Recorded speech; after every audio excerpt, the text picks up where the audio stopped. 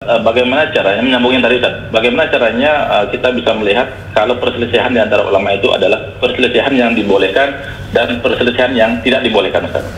Saudara-saudaraku muslimin dan muslimat, ada hal-hal yang memang kita tidak akan bisa mengetahui ya 1, 2, 3 kali kita duduk di majelis ilmu, tetapi ada perkara-perkara yang memang kita harus terus menggali ilmu ya.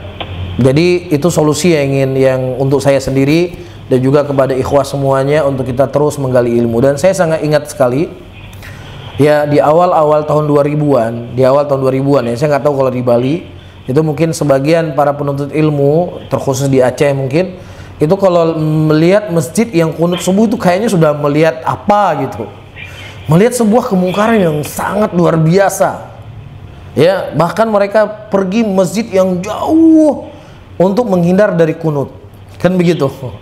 Tetapi mulai sekarang ya, 2 tahun belakangan, 3 tahun belakangan ini, kita mendapatkan ya para ulama kita, Syekh Shaleh Fauzan dan lain-lainnya, menganjurkan ya muslimin atau menganjurkan para penuntut ilmu, ketika imam itu dalam keadaan kunut, mereka ikut berkunut. Jadi sudah tidak aneh kita melihat sekarang orang jingkrangan, orang berjenggot, ketika imam kunut subuh dia ikut kunut subuh.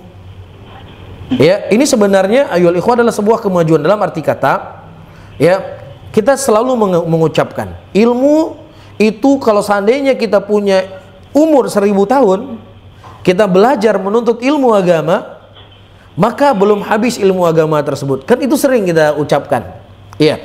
Atau sebagaimana disebut oleh para ulama, kalau seandainya kita menghabiskan semua umur kita untuk menuntut ilmu agama, kita baru mendapatkan sebagian dari ilmu. Faham?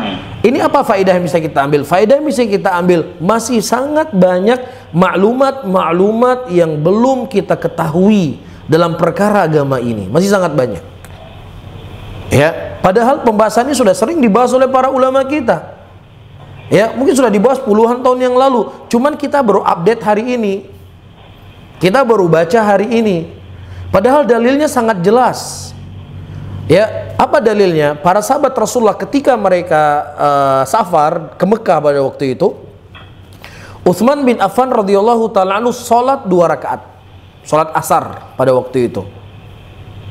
Sholat 4 rakaat, beliau sempurna. Sementara keyakinan para sahabat, wajib seorang imam untuk sholat mengqasar 2 rakaat ketika dalam keadaan safar.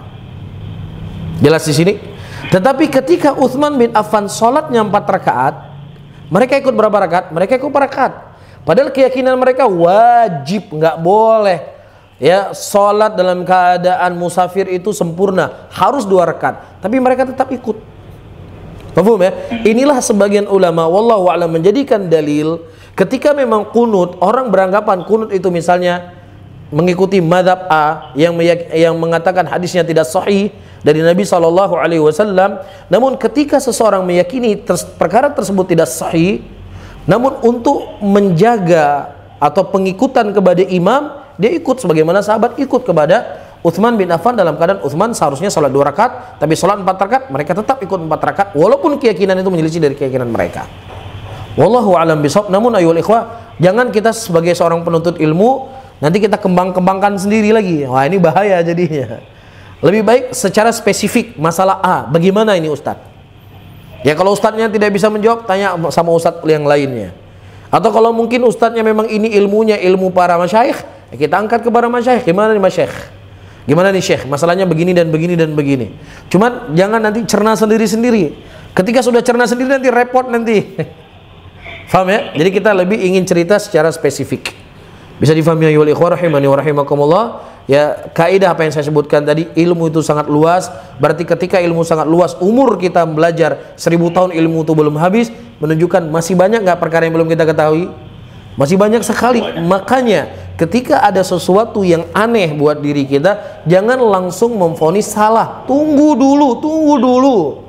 Tahan, lisan ditahan sedikit, tangan ditahan sedikit. Jangan, wah nggak bener ini, wah ini begini, ini begitu. Mas sabar sampai kita ketahui kebenarannya. Nah bukan berarti jangan-jangan Ustadz orang buat syirik juga benar. Perkara syirik sudah jelas mas. perkara syirik, beribadah kepada selain Allah, memberikan sesajen. Kan ilmu itu luas, jangan-jangan ada dalil itu memberikan sesajen. Nah ini juga, makanya saya bilang jangan cerna sendiri. Ini sesuatu yang jelas, gamblang. Bagaimana kesyirikan yang dijelaskan dalam Al-Quran, dalam sunnatin Nabi SAW. Namun kita cerita masalah-masalah fiqhiyah, yang terkadang memang fikih itu sangat luas. Ada kitab fikih terkadang ada 15 jilid, ada 20 jilid. Kita jangankan membaca yang berjilid-jilid, pegang aja belum kitabnya. Bisa difahami? Jadi memang menunjukkan ilmu itu sangat luas. Ketika kita sadar ilmu itu sangat luas, ya diam-diam dulu lah. Ya, kalau kita makin banyak berbicara dan lain sebagainya, kita khawatir nanti jadi apa ya ikhwah? Kita blunder sendiri. Ya, dan diantara contoh yang sering saya contohkan, ya, ketika awal-awal masjid saudara-saudara kita muslimin safnya renggang. Itu paling ribut siapa? Paling ribut para penuntut ilmu yang menisbatkan diri kepada sunnah. Ribut se-Indonesia di Facebook dan sebagainya. Tiba-tiba berapa lama di Masjid Haram sholatnya juga renggang. Akhirnya aduh gimana ini? Makanya diam dulu. Itu yang paling penting. Ya, supaya kita nggak membuat kegaduhan, kerusuhan, berkomentar semaunya kita. Sabar dulu, karena berapa kita fikih yang sudah kita pelajari. Tetapi sesuatu yang memang itu keliru, yang ijma' para ulama, yang sudah jelas kesalahannya, jelas kekeliruannya, ya sudah. Bisa difahami di sini? Wallahu a'lam bishawab.